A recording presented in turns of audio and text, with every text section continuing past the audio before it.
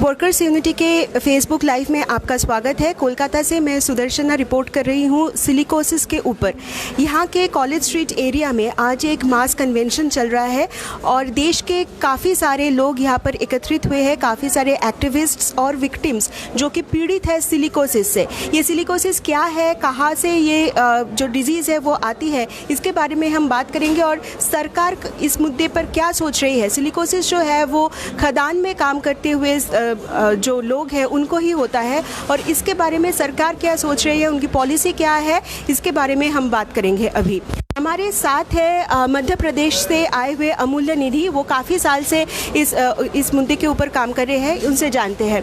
अमूल्य जी, आपका स्वागत है एफबी लाइव में वर्कर्स यूनिटी के। हम आपसे जानना चाहेंगे कि मध्य प्रदेश में कौन से इलाके में आप काम कर रहे हैं और वहाँ पर कितने सारे लोग सिलिकोसिस से पीड़ित हैं। हाँ, मैं मध्य प्रदेश में अलीराजपुर, झाबुआ और धार 3 आदिवासी बहुल इलाके हैं जहाँ से मैं आया हूँ और हमने 2005 में इस पूरे मुद्दे पे काम वहाँ शुरू किया था। पिछले 13 सालों में मध्य प्रदेश के 3 जिलों में लगभग 1700 केस सिलिकोसिस से प्रभावित हमने खोजे हैं। सरकार को बाध्य किया है उन्हें कंफर्म करने के लिए। साथ ही मध्य प्रदेश के अन्य करीब 9 जिलों में 9000 केसेस सिलिकोसिस से प्रभावित पाए गए हैं।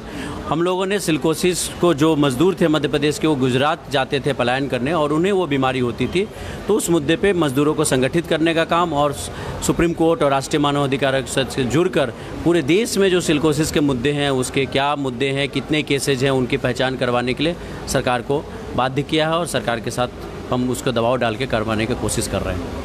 आप जो कार्यक्रम चला रहे हैं उसके आप कौन कौन से पॉइंट के ऊपर आप ज़्यादा जोर दे रहे हैं कि किस किस बारे में बात करनी ज़रूरी है सरकार? देखिए, सबसे पहले सबसे महत्वपूर्ण बात है कि सिलिकोसिस जो है पूरे देश में कितना है, इसका सरकार के पास कोई डाटा नहीं है।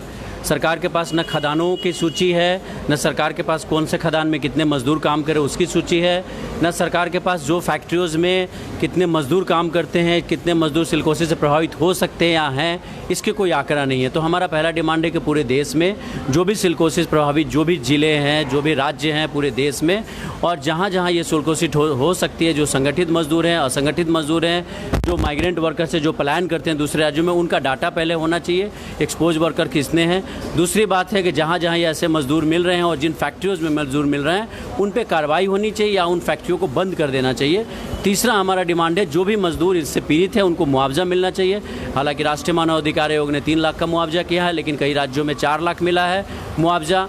जो लोग जिनकी मृत्यु हो गई है, जो जीवित है, उनको आज 2 लाख रुपए तक मुआवजा मिला है अलग अलग जगह। तो हमारा ये डिमांड है कि कंपनसेशन करना चाहिए और जो फैक्ट्री ओनर्स है, अभी हमने उत्तर प्रदेश में जो खदान मालिक है उनसे हमने मुआवजा दिलवाया है। तो हमारा ये डिमांड है। और दूसरा है कि जो सरकार आज हम पश्चिम बंगाल में है कि यहाँ पे तमाम सुप्रीम कोर्ट के आदेश के बावजूद राष्ट्रीय मानवाधिकार आयोग में की बैठकों में, राष्ट्रीय बैठकों में पश्चिम बंगाल सरकार शामिल रही है।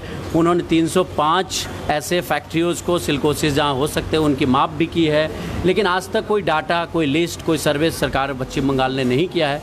तो हम यहाँ आए हैं ये कहने कि जो दूसरे राज्यों ने किया, हमने मध्य प्रदेश में, उत्तर प्रदेश में, बाकी राज्यों हरियाणा ने, बाकी राजस्थान ने, वो पश्चिम बंगाल भी वो काम करे। और ये चूँकि मज़दूरों के ज़िंदगी का मामला है, इस बीमारी का कोई इलाज नहीं है, ना इलाज बीमारी है, तो मज़दूरों को इज्जत से जीने का अधिकार मिले और उनके जो पूरे मुद्दे हैं उस पर सरकार चिंतित हो, संवेदनशील हो, तभी ये सरकार प्रगतिशील और मज़दूरों की सोच वाली कहलाएगी। शेष में आपसे जो जानना चाहेंगे कि काफ़ी सारे जो लोग हैं जो खदान में काम करते हैं वो इलीगल है और उनके पास कोई आइडेंटिटी कार्ड भी नहीं होती है, तो इसके बारे में आप लोग कौन से काम कर रहे हैं? सरकार ने जो डाटा दिए हैं कि जैसे पश्चिम बंगाल में करीब 2000 स्टोन क्रशर्स हैं, 800 स्टोन क्वेरीज हैं, तो जहाँ भी उनकी पहचान, इनकी मैपिंग होनी चाहिए, इनकी लिस्ट होनी चाहिए। हमने अभी मध्य प्रदेश सरकार को बाध्य किया है कि जो भी मजदूर है वहाँ हमें मिले हैं 40% जो खदानें थी वो गैर कानूनी खदानें पाई गई हैं। तो हमने सरकार को बोला है कि गैर कानूनी खदानें आप बंद करें, जो खदानें कानूनी रूप से चल रही है वहाँ मजदूरों की सूची रखें, वो सूची रजिस्टर में मेंटेन हो, उनकी हर 6 महीने में पूरी जाँच हो और उसकी लिस्ट सरकार दे, तभी वो होगा। और अदरवाइज जो उनके रोकने के जो उपाय हैं, जिसको मानवाधिकार आयोग, सुप्रीम कोर्ट और कई सारे दस्तावेज में सरकार के लिखे हैं, ILO से लेके WHO से लेके, उसको सरकार सही में लागू करे और उसका क्रियान्वयन करे। नहीं तो हमने गुजरात की 35 फैक्ट्रियों को बंद करवाया सुप्रीम कोर्ट के आदेश से, जहां मजदूर मरे थे। तो वैसे भी यहाँ भी पश्चिम बंगाल को भी ऐसे कदम उठाने चाहिए। धन्यवाद अमूल्य। हम बात करेंगे निखिल दे से, जो आए हुए हैं मजदूर किसान शक्ति संगठन, जो राजस्थान का एक संगठन है वहाँ से, और राजस्थान में काफ़ी सिलिकोसिस पीड़ित मजदूर रहे हुए हैं। आप हमें बताइए कि आपके वहाँ पर काम आप कैसे चला रहे हैं? तो ये सिलिकोसिस के मुद्दे पर कुछ लोगों ने जैसे जैसे पिछले 15-12 साल से प्रयास किया, राजस्थान में कुछ लोग जो राज्य मानवाधिकार आयोग से थे उन्होंने उसमें काफ़ी रुचि ली, और कुछ जो जन संगठन और यूनियन थे उन्होंने काफ़ी रुचि ली। पिछले 2-3 सालों में बहुत सारे लोगों ने इकट्ठे होकर बहुत जोर दिया, और सबसे आगे तो सिलिकोसिस पीड़ित मजदूर खुद ही आए। वो जयपुर में इकट्ठित हुए, लंबे लंबे धरने दिए, जिलों में इकट्ठित हुए, वहाँ धरने दिए, और धरना दिया मात्र केवल उनके खुद के रिलीफ पर नहीं, वो रिलीफ भी बढ़ा, लेकिन एक बहुत व्यवस्थित रूप से, क्योंकि ये पूरे बिखरे हुए मजदूर हैं, ना तो जैसे कोई फैक्ट्रियों में उनका पता है, ना उनके खदानों में पता है, और वो बहुत सारे मंदिरों की मूर्ति और ये सब बनाने में बहुत अलग अलग चीज़ों में होते हैं, केवल कोई स्टोन क्रशर में नहीं होते हैं, केवल जहाँ वो हीरे मोती बनाते वहाँ नहीं होते हैं, जगह जगह होते हैं। तो उनकी पहचान ही करना बहुत ज़रूरी है। राजस्थान में एक बहुत बड़ा काम हुआ है जो और राज्यों में जाना चाहिए, और वो है एक जनता इन्फॉर्मेशन सिस्टम सरकार ने ही बनाया, कि कोई भी मज़दूर जाके कह सकता है कि मेरी टेस्टिंग की ज़रूरत है क्योंकि मुझे इस किस्म की बीमारी के कुछ लक्षण मुझे लग रहे हैं, और वो उतने दिन के अंदर नियम बना हुआ है कि उनका पीएचसी सब पीएचसी में प्री टेस्टिंग होगा। उसमें यदि पाए गए तो बोर्ड, और हर ज़िले में एक बोर्ड बना है 3 डॉक्टरों का, उनको जांच करना पड़ेगा, और सिलिकोसिस यदि पाया गया तो उनको 1 महीने के अंदर सर्टिफिकेट देना पड़ेगा। उसके 15 दिन के अंदर पेमेंट हो जाना चाहिए, जो ये सुप्रीम कोर्ट, और तो ये व्यवस्था, वरना लोग भटक रहे थे, सर्टिफिकेट भी हाथ में मिल गया।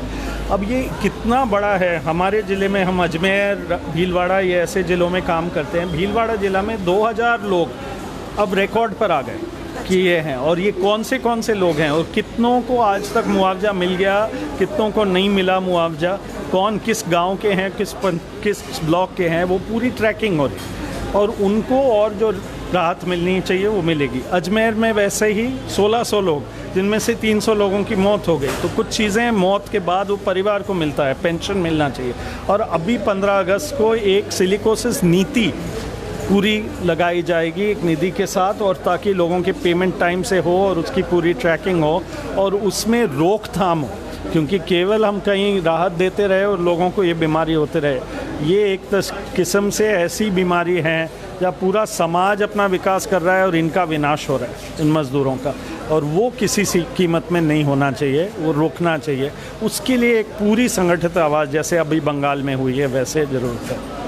तो और आपको क्या लगता है कि ये जो मज़दूर है वो काफ़ी सारे अपने जो परिवार है उनमें से एक ही आदमी है जो रोज़गार के लिए जा रहे हैं, तो इनके मौत के बाद क्या उनके जो विडो है, उनकी जो पत्नी है, उनके लिए कुछ किया जा सकता है, आपको लगता है? बिल्कुल होना चाहिए। कुछ जगह तो पूरा परिवार तो प्रभावित ही होता है, क्योंकि जैसे ही बीमारी होती है पैसे लगते हैं, बच्चे स्कूल छोड़ के काम करने लग जाते हैं, चाइल्ड लेबर चालू होता है। तो एक घोषणा हुई है राजस्थान सरकार की कि इनको हम स्पेशल डिसेबिलिटी मानेंगे। जैसे ही किसी का सिलिकोसिस सर्टिफिकेशन हो तो उनको पेंशन चालू हो जाता है, बच्चों को स्कॉलरशिप्स चालू हो जाता है, वो बीपीएल माने जाते हैं, उनको कई किस्म की मदद मिलती है, उस परिवार को स्किल डेवलपमेंट और कहीं ना कहीं काम और रोज़गार का कोई मौका मिलता है, तो वो बहुत ज़रूरी है। जैसे हम HIV को कहीं मानते हैं या कैंसर को मानते हैं, तो यहाँ वैसा ही हो गया। ये 15 अगस्त को घोषित होगा।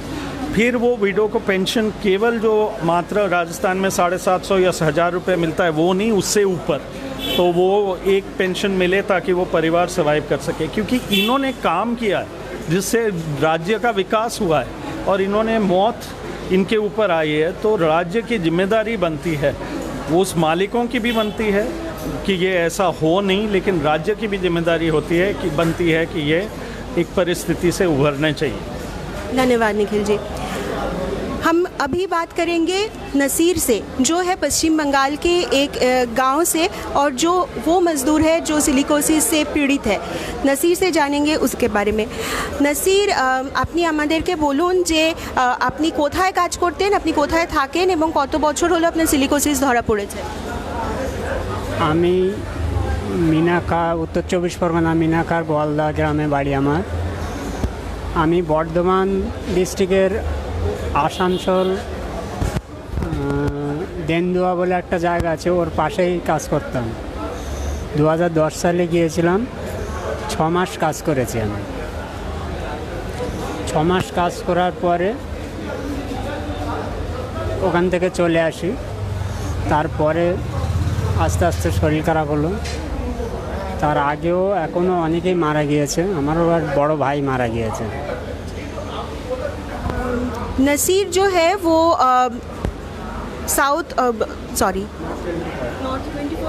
अच्छा, नसीर जो है वो नॉर्थ 24 परगना ज़िले से है, और वो हमारे ही यहाँ के मतलब वेस्ट बंगाल के ही बर्डवान ज़िले के एक जगह पर गए थे काम करने के लिए, और 2010 में वो पीड़ित हो गए सिलिकोसिस से। वो वापस आए, 6 महीना उन्होंने काम किया वहाँ पर, और 6 महीने के बाद ही वो सिलिकोसिस से पीड़ित हो गए। उनके जो बड़े भाई हैं वो उनकी मौत हो गई सिलिकोसिस से। हम जानेंगे कि नसीर की प्रॉब्लम्स क्या होती है सिलिकोसिस से पीड़ित होने के बाद। नसीर, আপনি আমাকে বলুন যে আপনার সমস্যা হয় শরীরে? এখন আমার সমস্যা হয়, আমি মানে হেঁটে চলে বেড়াতে পারি না, টোটালি হাঁটতে পারি না, আর কাশি হয়, শ্বাসকষ্ট হয়, বুকে ব্যথা, মানে দুপা চললে আর দম নিতে পারে না, এরকম অবস্থা আমার। नसीर की हाँ, नसीर আপনার বয়স কত? আমার বয়স 27 বছর। नज़ीर की उम्र है 27 साल, और इनकी जो प्रॉब्लम्स है वो है कि वो सांस नहीं ले पाते हैं। 2 कदम चलते ही वो मतलब बिल्कुल ही ध्वस्त हो जाते हैं, और बैठे बैठे ही वो बहुत ही ज़्यादा टायर्ड भी हो जाते हैं, कुछ काम नहीं कर पाते हैं। और सबसे बड़ी बात ये है कि वो सांस की जो बीमारी है, वो एक पूरा सांस जो है वो नहीं ले पाते हैं। ये इनकी सबसे बड़ी प्रॉब्लम है। और हमारे साथ जो है पश्चिम बंगाल की एक्टिविस्ट जो काफ़ी साल से काम कर रहे हैं, यहाँ का जो संगठन है सिलिकोसिस आक्रांत संग्रामी श्रमिक कमेटी, जो सिलिकोसिस पीड़ित जो मजदूर है उनकी एक कमेटी है यहाँ से। आपका नाम बताएंगे? सुजाता घोष रॉय। सुजाता, आप हमें बताइए कि पश्चिम बंगाल की हालत अभी क्या है सिलिकोसिस मैपिंग में? देखिए, सबसे बड़ी बात है कि कोई अगर बीमार पड़े तो हम लोग किसके पास जाते हैं? डॉक्टर साहब के पास। तो डॉक्टर साहब लोगों के पास जाने के बाद हम लोगों को पता चला कि इन लोगों के पास सिलिकोसिस नाम का कोई जानकारी नहीं है। जैसे मीनाखा ब्लॉक या देगोंगा ब्लॉक, ऐसे ब्लॉक में अगर आप जाते हैं और BMOH और CMOH के साथ मिलते हैं तो उन लोगों के पास से मेल आता है कि ये बीमारी क्या है, हमको पता ही नहीं है। तो उन लोगों को पता ही नहीं है। तो मेडिकल साइंस बहुत पीछे चल रही है सिलिकोसिस को लेकर। तो हम लोग काम करने के टाइम देखा कि उन लोगों का तभी ये सॉल्व हो सकता है या कुछ वो हेल्प पा सकता है अगर ये मेडिकल साइंस में इंक्लूड कर सके। तो होता नहीं। दूसरी बात ये है कि पश्चिम बंगाल में कोई कामकाज नहीं है, ठीक है। तो ये लोग काम करने के लिए जब आयला हुआ, आयला नाम का एक सुपर साइक्लोन आए थे बहुत साल पहले, तो इन लोगों का पूरे की खेती बाड़ी एकदम बर्बाद हो गए। तब वो लोग गया वो कोलियरी में काम करने के लिए, तब वो काम करने के लिए गया और ये जान लेने वाली बीमारी लेकर वापस आए, ठीक है। तो बहुत सारा लड़का भी गुजर चुके हैं। उन लोगों का जो छोटा छोटा बच्चा है वो लोग का फ्यूचर बर्बाद हो गए। घर में खाने के लिए कोई चीज़ नहीं है, सरकार देखता नहीं। इन लोग हाईकोर्ट में लड़ाई लड़े और उन लोगों के लिए ही ये जो राय आया उन लोगों के लिए ही मिला। लेकिन सरकार एकदम पूरे के पूरे इनकार कर रही है कोई हेल्प देने के लिए। ना तो कोई उन लोगों के लिए क्षतिपूरण मिला या ना कोई जिम्मेदारी कौन लेगा इन लोगों का जिम्मेदारी, क्योंकि ये तो ऑक्यूपेशनल डिजीज़ में इन लोगों का जान गया ना, तो कोई लेता नहीं। हम लोग अगर वीडियो के पास जाते हैं तो वो बोलते हैं कि देखिए मेरा तो जितना हो सके मैं कर चुकी, लेकिन ये गवर्नमेंट मेरा कोई हेल्प नहीं कर रही है, आप जाइए मेरे ऊपर जो डीएम है उनके पास जाइए, ऐसे करके। तो ऐसा तो हो नहीं सकता। और दूसरी बात है कि इन लोग अगर जाते हैं तो इन लोगों को एकदम जैसे ये लोग बात करने के लायक नहीं है, ऐसे करके निकाल देता है। बोलते हैं कि क्या तुम लोग जाते हो या पुलिस बुलाओ, ऐसे करके बात करते हैं जैसे इन लोग चोरी करके गया है। ये होना नहीं चाहिए। जैसे करके भी इन लोगों का जो दूसरा कोई इसका तो दूसरा जीविका आना चाहिए ना। ये खाएगा क्या? इन लोगों का छोटा छोटा बच्चा है, पढ़ाई करने के लिए बुक्स भी नहीं मिलता इन लोगों को। सुजाता, एक बात बताइए कि पश्चिम बंगाल में किन किन ज़िलों में और कितने सारे ब्लॉक में आप काम कर रहे हैं, और वहाँ का रिपोर्ट क्या है आपके पास? कितने लोग पीड़ित हैं सिलिकोसिस से अभी? जितना अभी तक हम लोग सबमिट कर चुके हैं, नियर अबाउट 180 to 200 पीपल्स और सफरिंग विद सिलिकोसिस, और 28 लोगों का देहांत हो गए। उन लोगों का कोई बच्चा है, किसी का बुरा माँ बाप है, ऐसे है। और हम लोग देगंगा, मीनाखा, संदेशखाली, कैनिंग, यानी north 24 Pargana to south 24 Pargana पूरे के पूरे जगह पर काम कर रही है। और उसके साथ बीरभूम भी है, वहाँ पर भी हम काम कर रहे हैं। और इनके जो उम्र है वो कितने दिनों तक ये बच पा रहे हैं? देखिए, आपको वर्जीनिया का जॉन हेनरी का नाम सुना है, उसका ही हिस्ट्री आपको आप खुद देख सकते हो अगर आप उस तरफ जाते हो। तो जितना कम उम्र है उतना ज़्यादा ये लोग काम कर सकते हैं। जितना ज़्यादा काम करेगा उतना जल्दी ये लोग जाएगा। ठीक है, तो आपको तो पता ही चला कि नसीर का 27 ईयर्स ओल्ड ओनली, एंड एक और वहाँ रहीम बख्श भी है, उसका 2 लड़का था, 2 ही गुजर चुके, और उसका चचेला भाई वो भी गया। वो एकदम एक फैमिली को डिस्ट्रॉय कर दे रहे। Thank you Sujata. चाचा, আপনার নামটা একটু বলবেন? শফিক মোল্লা। আপনি কি সিলিকোসিসে আক্রান্ত? কত বছর? আজ প্রায় 6 বছর হতে চলেছে। কোথায় কাজ করতেন? গিয়েছিলাম রানীগঞ্জ, আসানসোল, দেন্দুয়া, তো এই কয়েক জায়গায় কাজ করতে গিয়েছিলাম। আর এখানে যে আপনি কাজ করতেন, আপনার কোনো পরিচয়পত্র ছিল? পরিচয়পত্র কিছুই ছিল না, কিছু ছিল না। আচ্ছা, আর আপনি চিকিৎসা কি করছেন, কোথায় করছেন? এখনই আমাদের নীলরতনে এনআরএসে মানে চিকিৎসা হচ্ছে, কিন্তু আমরা কয়েকবার আমরা গিয়েছি যে আমাদের টিভির মাধ্যমে, মানে আমাদের টিভিও হয়েছে, বা টিভির মাধ্যমে আমরা সিটি স্ক্যান করে এসে নীলরতনের পরে আমরা বললাম যে ডাক্তারবাবুকে বললাম যে আমাদের সিটি স্ক্যানের যে মাধ্যমে আমাদের রোগ আক্রান্ত হয়ে রয়েছে, আমাদের একটু যা সিলিকোসিস বলে আমাদের লিখে দেন। তা সে আমাদের ডাক্তারবাবু লিখে নিই, বলছে তোমাদের সরকারের কাছে হাইকোর্ট করেছো, কেস করেছো, তোমরা সরকারের কাছে যাও, আমরা লিখতে পারবো না। তাহলে ডাক্তারবাবুরা যদি আমাদের এরকম সরিয়ে দেয়, লাথি মেরে তাড়িয়ে দেয়, তাহলে আমরা কার কাছে যাব? আপনার বয়স কত? 42 সাথে চলেছে। 42। আপনার নামটা একবার? শফিক মোল্লা। सफ़ीक मोल्ला इनका नाम है, और इनकी उम्र है बस 42 ईयर्स, 42 साल के हैं ये।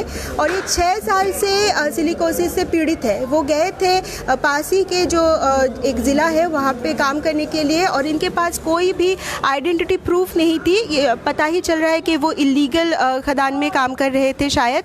और यहाँ पर आने के बाद सरकारी जो अस्पताल है यहाँ के, वहाँ पर इनकी इलाज शुरू हुई, और जो डॉक्टर थे उन्होंने इनको कहा कि आपको टीबी है, और स्कैन भी किया हुआ था इनका।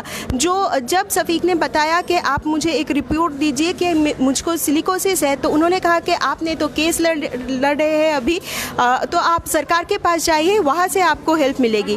तो सफ़ीक कह रहे हैं कि अगर सरकारी अस्पताल के डॉक्टर हमारे साथ ऐसे मतलब आचरण करें तो हम कहाँ जाए, हम तो बीमार हैं, हमारी इलाज होनी ज़रूरी है।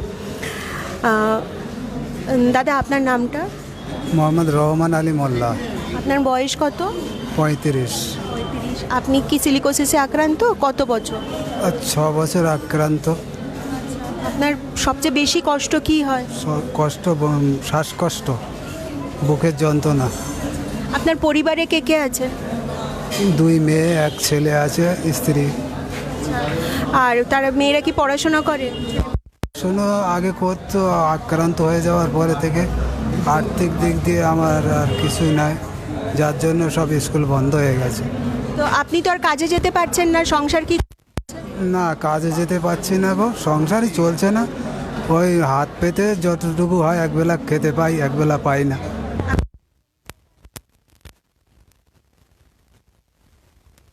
ইনকাম করেছিলাম সেও তো শেষ হয়ে গেছে। আজ 6 বছর ধরে ভোগ দিচ্ছি, কোনো কাজকাম করতে পারি না। আচ্ছা, আপনার স্ত্রী কি কোনো কাজ করেন না? না, উনি কোনো কাজ জানে না গো। আর আমাদের দেখাশোনার ব্যাপারে ও বাইরে কাজ করতেও যেতে পারে না। আমার নিয়ে পড়ে থাকে সারাদিন। আপনার মানে কিভাবে, কোথায় চিকিৎসা হচ্ছে? চিকিৎসা জেলা হসপিটাল হচ্ছে, নীলরতনে হচ্ছে। নীলরতনে আসছি, কয়েকবার এসছি, ডাক্তারবাবুরা কোনো রোগের নাম লিখছে না। সিটি অ্যাকশান করলো, সে পয়সা কড়ি খরচা করলাম, খরচা করেও কি রোগ হচ্ছে সেটা লিখতে না।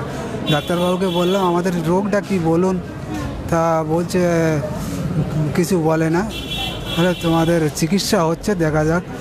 আর বলছে তোমাদের রোগ আমরা লিখবো কি, তোমরা কেস করেছো সরকারের কাছে, সরকার আমাদের চাপ দিয়েছে, তোমাদের রোগ লিখতে বারণ করে দিয়েছে, যে যার জন্য তোমরা সরকারের কাছে আবেদন করো, আমরা লিখতে পারবো না। ওই একজন নাসিরের একবার লিখেছিল একজন জুনিয়র ডাক্তার, সিনিয়র ডাক্তার বলল না না লিখো না, ওটা কেটে দাও। সেটাও কেটে দিয়েছে, সেটা আমার সামনেই হয়েছিল, আমিও গিয়েছিলাম, আমার লিখলো না। रहमान अली मोल्ला। रहमान अली मुल्ला, इनका उम्र है 32 साल, 32 इयर्स ओल्ड है ये। और इनके घर में है इनकी बीवी और 2 बच्ची, लड़की है 2। तो उनकी तो पढ़ाई लिखाई अभी बंद हो गई, जैसे रहमान ने कहा। और उनकी बीवी जो है वो बाहर काम के लिए नहीं जा पाती, क्योंकि वैसे ही उनको बाहर का कोई काम ऐसे आता नहीं, और घर में ही वो रहती है। और रहमान की देखभाल और बच्चों की देखभाल में ही उनका समय जाता है। उनके पास कोई भी मतलब खेती की ज़मीन नहीं है, और 6 साल से वो सिलिकोसिस से पीड़ित है। अब भी जो उनकी जमी हुई जो भी पैसे थे वो खर्च हो चुकी है, और वो उनका जो परिवार है वो अभी चलने के लायक भी नहीं है। और उनकी जो इलाज है वो कलकत्ता के सरकारी अस्पताल में हो रही है। लेकिन रहमान ने जो बात कही वो है कि जब भी वो डॉक्टरों के पास जाते हैं और कहते हैं कि आप हमें बताइए कि क्या क्या बीमारी है मुझे, तो डॉक्टर कहते हैं कि सरकार की तरफ से हमें प्रेशर आ रहा है कि हम तुम्हारे जो बीमारी है उनके नाम ना लिखें, क्योंकि तुमने केस किया हुआ है। और उन्होंने कहा कि नसीर के लिए एक बार एक जूनियर डॉक्टर नसीर के जो बीमारी है उसके बारे में लिखा, तो सीनियर डॉक्टर ने कहा कि अभी जो तुमने लिखा हुआ है बीमारी का नाम हो काट दो, क्योंकि हमारे ऊपर सरकार का प्रेशर आएगा, हम वो नाम नहीं लिख पाएंगे।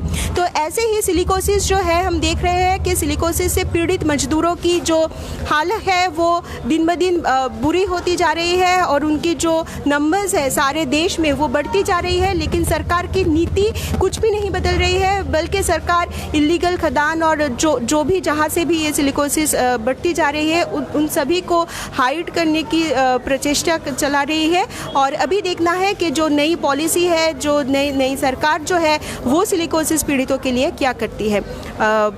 वर्कर्स यूनिटी के AFP पेज लाइव के लिए कोलकाता से मैं सुदर्शना।